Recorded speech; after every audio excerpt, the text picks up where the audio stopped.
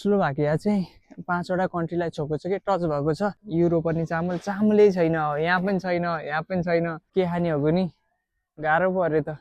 Hello everyone, this is Dipesh Chhetri back with another blog. अनि कस्तो छ तपाईँहरूलाई? म त एकदम ठिक छु। आजको ब्लग चाहिँ मैले नेपालीमा बनाएँ साथीहरू, किन भन्दाखेरि नेपालीमा बनाउन मन लागिरहेको थियो, कति कुराहरू भन्नै पाइरहेको थिएन, सोची भनिराख्नु भएको थियो। ऊ यस्तो चिसो हावा हानिरहेछ, बाब्रे।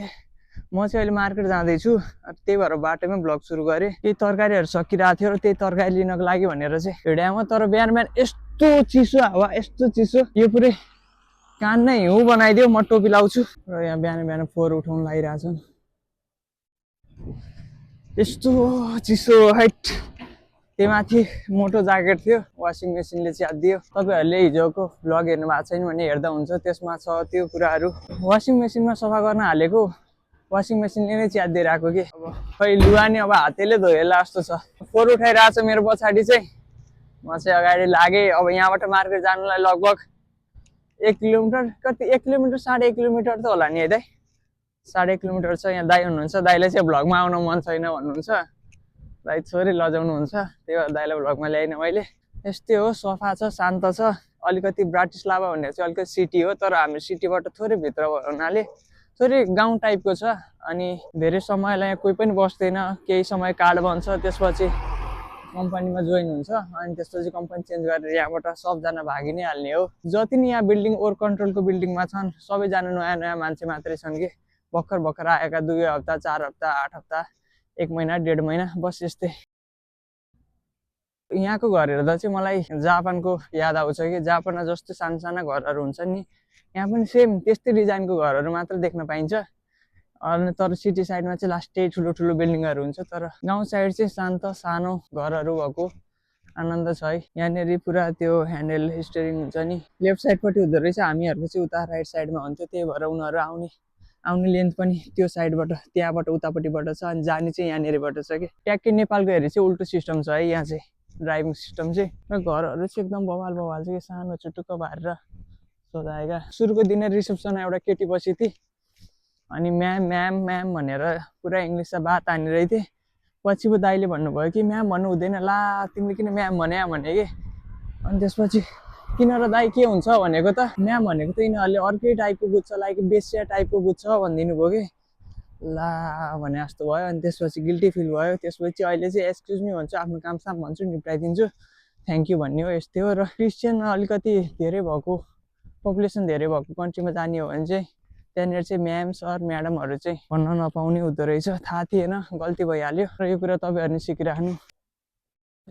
स्लोभाकिया चाहिँ 5वटा कन्ट्रीलाई छोएको छ कि टच भएको छ, बोर्डरहरू जस्तै नेपाल इन्डिया बोर्डर हुन्छ नि त्यस्तै गरी। अनि यसले चाहिँ एउटा चेक भन्नेलाई छोएको छ, जुन चाहिँ पहिला यहीसँग जोडिएको थियो, पछि छुटियो। त्यसपछि एउटा यता साइड पोल्यान्ड छ, अनि हङ्गेरी, अनि युक्रेन, अनि अस्ट्रिया। अर्को के छ र दाइ, केही बिर्स्यो र हामीले?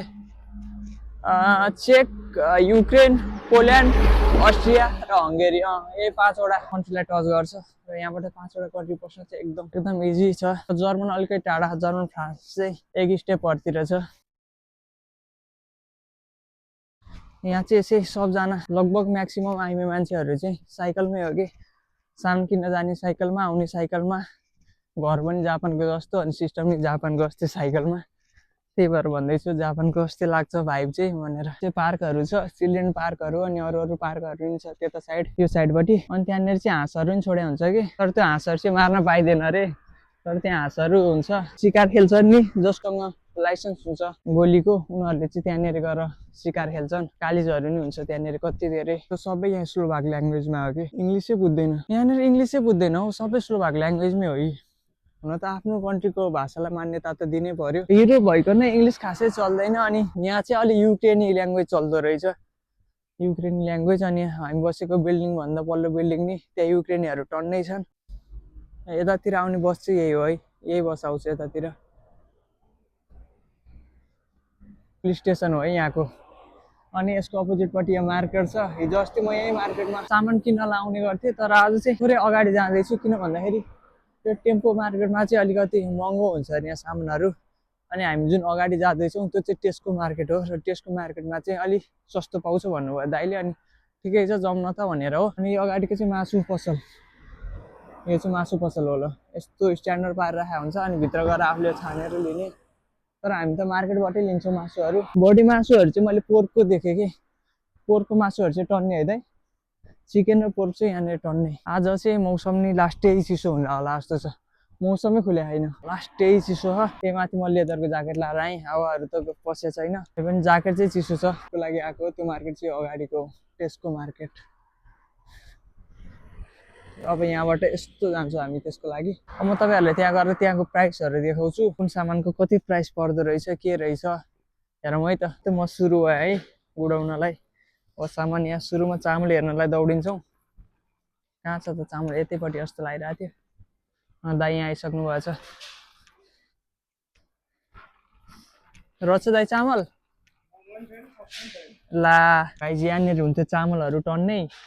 हामीले खान्थ्यौँ यो वाला चामल 149 युरो पर्ने चामल। चामलै छैन, यहाँ पनि छैन, यहाँ पनि छैन, पुरै खाली भएछ गाइस। चामल लिनको लागि भनेर बिहान 8 बजी आएको हामी। ल गाह्रो पर्यो। अब आज के खाने हो नि, गाह्रो पर्यो त। यो ससेज आइटमहरूको प्राइस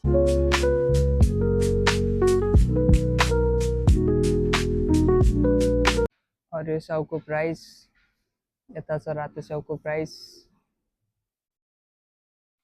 अनि यो भगटेको प्राइस के गाउँमा त त्यसै कुहिएर जान्थ्यो। यहाँनिर 199 देख्दाखेरि त मनै कटक्कै खायो मेरो त।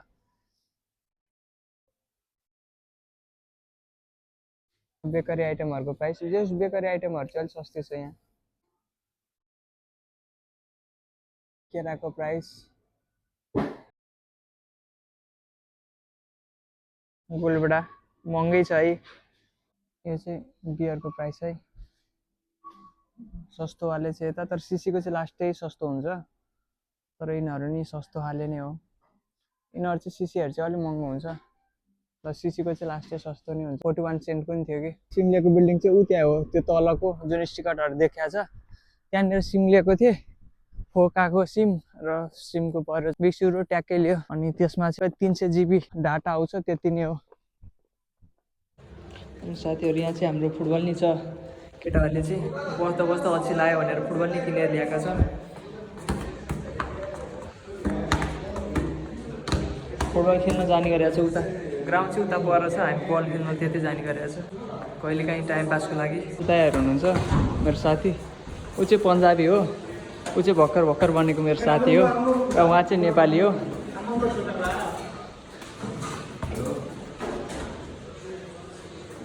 उसले चाहिँ मलाई रोटी बनाउन सिकाउँछु भनिरहेको थियो। तू रोटी बनाना सिखाएगा ना मेरे को? हाँ ठीक। तो ये सिखाएगा मेरे को रोटी बनाने के लिए।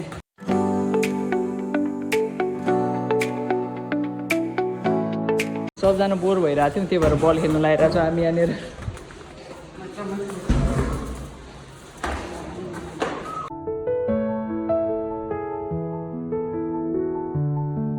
भर्खर देख्नुभयो होला नि भिडियोमा, यसै गरी दुई चारजना 8-10 जना गर्दै सबैजना यहाँबाट निस्केर जान्छन्। अनि आज पनि 8-9 जना निस्केर गए, र बाँकी छन् यी मान्छेहरू चाहिँ साथीहरूलाई बिदाई गर्न भनेर यहाँ बाहिरसम्म आएका हुन्, र सबैजना यसै गरी यहाँबाट निस्केर जान्छन्। त्यहाँ अझै भियतनामीहरू फुटबल खेलिरहेछन्, स्वेटर्स खेलिरहेछन्। त्यही पनि उनीहरूले भलिबलको खेलिरहेछन्। उनीहरू भलिबल अलिक धेरै खेल्दा रहेछन्, हामी चाहिँ खासै खेल्दैनौँ। सबै केटाहरूको अहिले दिनचर्या यस्तै छ, दिन कटाउनको लागि उनीहरू फुटबल खेल्न जान्छन्। म चाहिँ जाने गरेको छैन, चिसो हुन्छ लास्टै, यस्तो चिसो छ। म चाहिँ यहीँ रुमभित्रै खेल्छु मैले चाहिँ बल भएको बेला, होइन भने बाहिर चाहिँ गएको छैन। तर आज चाहिँ केटाहरूले जाउँ भनिरहेको छन्, हेरौँ। त्यही हो, अब यहाँ बिल्डिङमा भियतनामीहरू हिँड्छन् साथमा, कोही चाहिँ मिल्ने भियतनामी हुन्छन्, होइन भने खासै भियतनामीहरू मिल्ने हुँदैन। भन्दा यिनीहरू चाहिँ कपाल आएर बसिरहेको हुन्छ यहाँनिर, अनि यिनीहरू एकअर्काको गर्लफ्रेन्डको न्युमै झगडा परिरहेको हुन्छ। र म आउनु के हप्ता अगाडि नि यिनीहरूको यहाँ चक्कु हान्नु भएको थियो, र एउटाको यहाँ चक्कु हानिदिएको थियो। त्यही भएर हामी खासै यिनीहरूसँग घुलमिल हुँदैनौँ, तर 2-3 जना चाहिँ कुरा गर्छ, खुसी लाग्छ। होइन भने पन्जाबीहरू नै सँग धेरै नै टाइम स्पेन्ड गर्छौँ हामी। आजको भिडियो चाहिँ म यहीँ इन्ड गर्छु। तपाईँहरूलाई कस्तो लाग्यो भिडियो कमेन्टमा भन्नु होला। अनि फेरि भेट्छु म अर्को भ्लगमा, तबसम्म चाहिँ म छुट्टिन्छु। By by guys.